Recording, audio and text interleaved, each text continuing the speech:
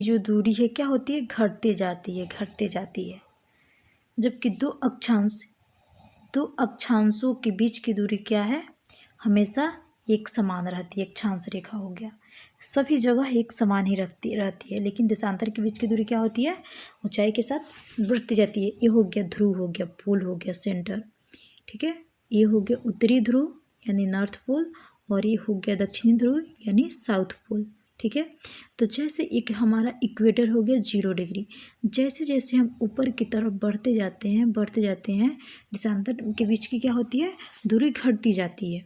और अक्षांश की बात करें तो सभी जगह अक्षांश एक ही जैसे रहता है, इसके बीच की दूरी समान रहती है, ठीक है।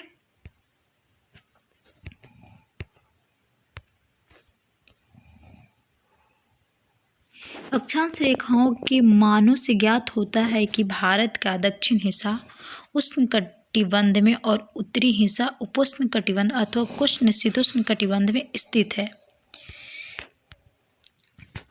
यही स्थिति देश की आकृति, भू-आकृति, जलवायु, मिट्टी के प्रकार तथा प्राकृतिक वनस्पति में पाई जाने वाली भिन्नता के लिए उत्तरदायी है। यहाँ पे कह रहा है जो भारत की स्थिति है, दक्षिणी हिस्सा देखा जाए तो उष्णकटिबंध में और उसके उत्तरी हिस्सा जो है वो उपोष्णकटिबंध क्षेत्र में पड़ता है। देखिए कैसे, ये हो गया इंडिया, भारत हो गया। उष्णकटिबंधीय क्षेत्र कहाँ तक है, ये मान के चलिए इक्वेटर हुआ पृथ्वी का, तो 0 से लेकर के 23.5 डिग्री वाला क्षेत्र जो होता है वो क्या होता है, उष्णकटिबंधीय क्षेत्र में आता है। और हमारा भारत के क्या विस्तार है, अक्षांशीय देखा जाए तो 37 डिग्री 6 मिनट तक है। तो ये कह रहा है कि जो भारत की जो दक्षिणी हिस्सा है ये क्या होता है, उष्णकटिबंध में पड़ता है, ठीक है। और जो ऊपरी वाला हिस्सा है इस क्या करते हैं, उपोष्ण में पड़ता है यानी शीतोष्ण वाला क्षेत्र में पड़ता है, जिसके कारण क्या होता है, भारत में बहुत सारी भिन्नताएं पाई जाती है। जैसे कि भू आकृति की भिन्नता यानी जो भू आकृति है उसकी भिन्नता, जलवायु, मिट्टी के प्रकार, वनस्पति पेड़ पौधा की भिन्नता यानी पाई जाती है, ठीक है। आइए हम देशांतरीय विस्तार और भारत के लोगों के उसके प्रभाव का अध्ययन करें। देशांतर रेखाओं के मानों से स्पष्ट होता है कि लगभग 30 डिग्री का अंतर है, जो हमारे देश के पूर्व एवं पश्चिम भाग के समय में लगभग 2 घंटों का अंतर पैदा करता है। मैं पहले ही बता चुकी हूँ कि 30 डिग्री का अंतराल है और ये 2 घंटे समय का, 2 घंटे को डिनोट करता है कि जो भी उत्तर से दक्षिण, पूर्व से पश्चिमी जो भी अंतर है 2 घंटे का ही अंतर है, लेकिन सभी जगह क्या है, समय को एक ही रखा गया है। आप भारतीय मानक समय से पहले ही परिचित है। आप लोग को पता है कि भारत का जो मानक समय रेखा है वो कितने डिग्री देशांतर पे है, तो 82.5 डिग्री, ठीक है, 82.5 डिग्री जो मिर्जापुर इलाहाबाद है वहाँ से पे पड़ता है ये। मानक मनोत्तर का क्या उपयोग है, यानी समय के लिए इसका उपयोग किया जाता है। जब उत्तर पूर्वी राज्य जैसलमेर कहाँ है, राजस्थान में, तुलना में सूर्य 2 घंटे पहले उदय होता है, तो पूर्व में डिब्रूगढ़, इम्फाल तथा देश के अन्य भागों में स्थित जैसलमेर, भोपाल अथवा चेन्नई की घड़ी एक जैसे समय दिखाती है। कहने का तात्पर्य यहाँ पे है कि इतने बड़े डिफरेंस, जैसे कि वहाँ पे मणिपुर देखे और फिर उसके बाद डिब्रूगढ़ देखे अरुणाचल प्रदेश को, यहाँ पे जैसलमेर देखे राजस्थान को, और फिर नीचे चेन्नई को देखे, सब जगह क्या होता है, एक ही समय बताया जाता है। यानी आखिर क्यों बताया जाता है, यहाँ पे ये कहने की कहा जा रहा है, ठीक है।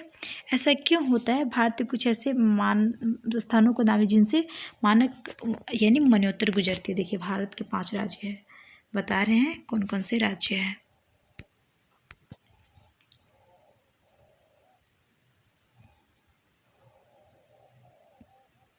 सबसे पहले तो यूपी आता है, ठीक है।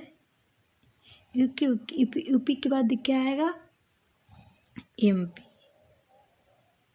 एमपी के बाद छत्तीसगढ़ के बाद उड़ीसा, ठीक है। उड़ीसा के बाद आ जाएगा आंध्र प्रदेश। यानी जो 82.5 डिग्री हमारी जो मानक समय रेखा है वो हमारे भारत के 5 राज्यों के से होकर गुजरती है। उत्तर प्रदेश, मध्य प्रदेश, छत्तीसगढ़, उड़ीसा और आंध्र प्रदेश। ठीक है।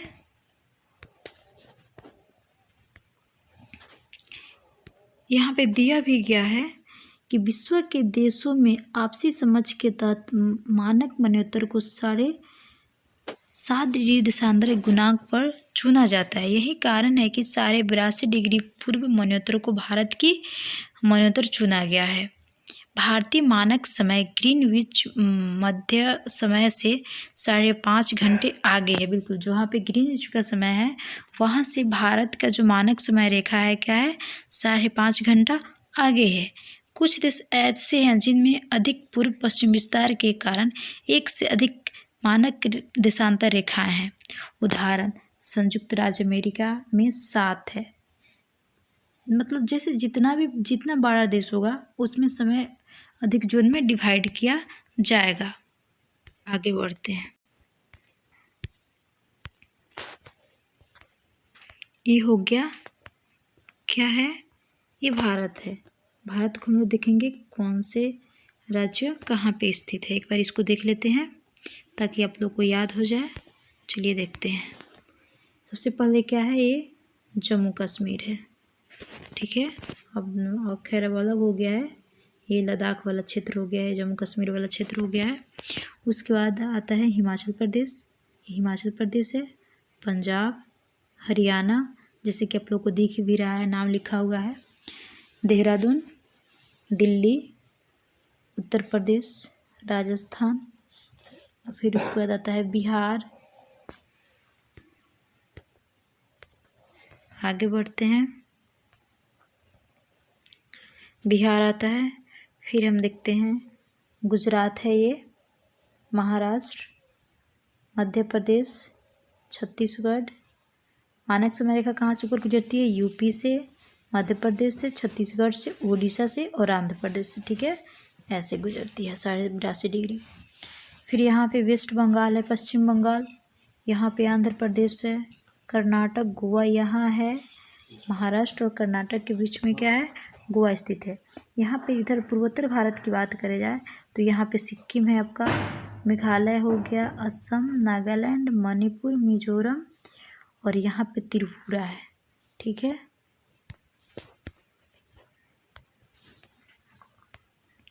सबसे नीचे की बात करें तो नीचे में आपका यहाँ पे तमिलनाडु है, केरल, लक्षद्वीप है, अंडमान निकोबार